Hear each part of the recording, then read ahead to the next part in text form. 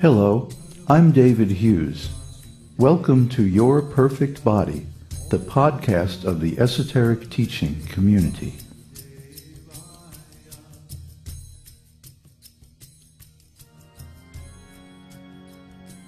Today's selection is an essay entitled Event Horizon.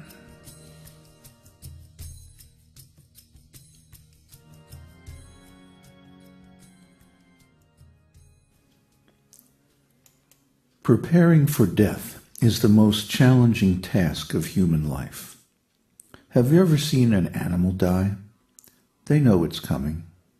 They find a comfortable, secluded spot, settle down, and gradually withdraw into themselves like a flower closing at sunset. It's an easy and natural process of letting go. We humans make a much bigger drama of death. We go into denial about it, struggle with it, get angry about it, fight with it, all to no avail whatsoever.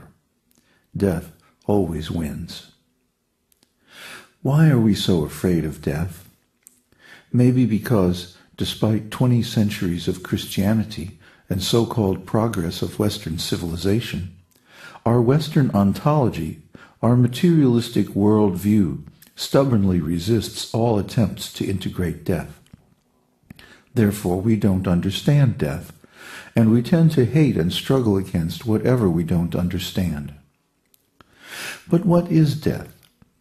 Death is an event horizon, like the perimeter of a black hole, to which all are inexorably drawn and from which no one returns, at least in their present form.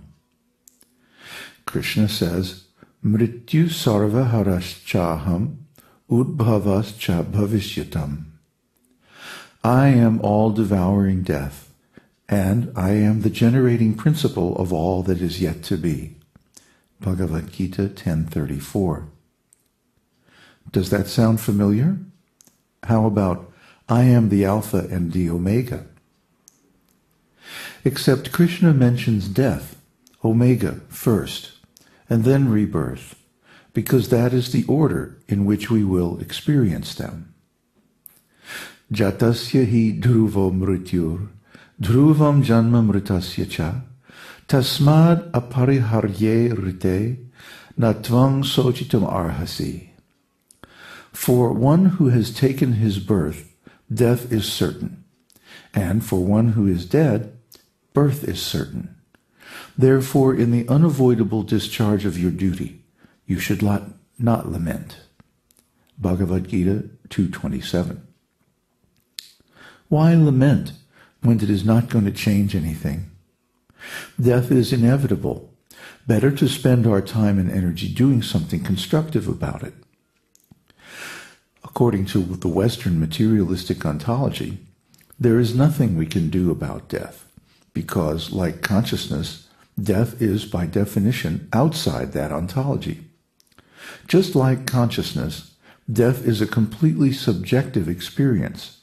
Therefore, death, and whatever is on the other side of it, are ontologically non-existent for materialistic consciousness. So from the Western viewpoint, death becomes a kind of black hole, an impenetrable event horizon, beyond which we can know nothing, about which we can do nothing. The materialist has no control over his destination after death. The esoteric teaching transcends this crippled materialistic consciousness. Yang yang vapi smaran bhavam tyajatante kalevaram tang tang evaiti kanteya sadatad bhava bhavitaha. Whatever condition one remembers when he quits this present body, in his next life, he will attain to that state of being without fail.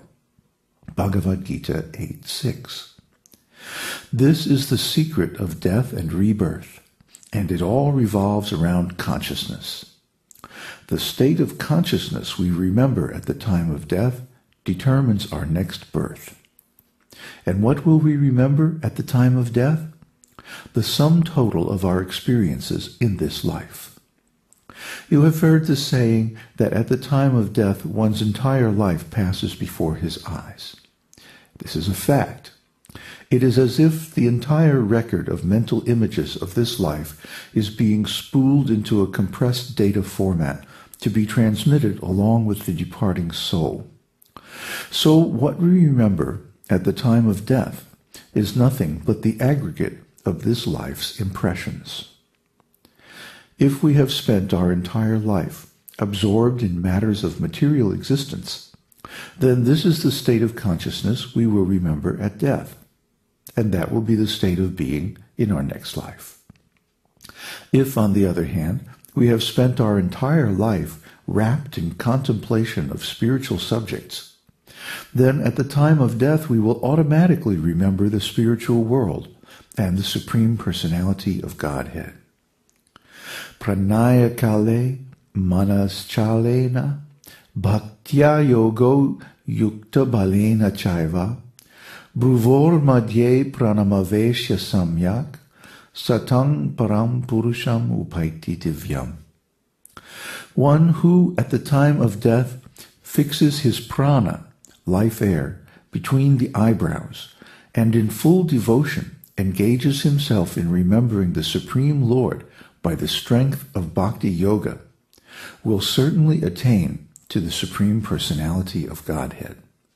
Bhagavad Gita 8:10. This is the secret of attaining the spiritual world after death. One must spend the majority of one's life absorbed in spiritual subjects. That is why we chant and hear the holy name of God and other spiritual topics over and over again and yet again.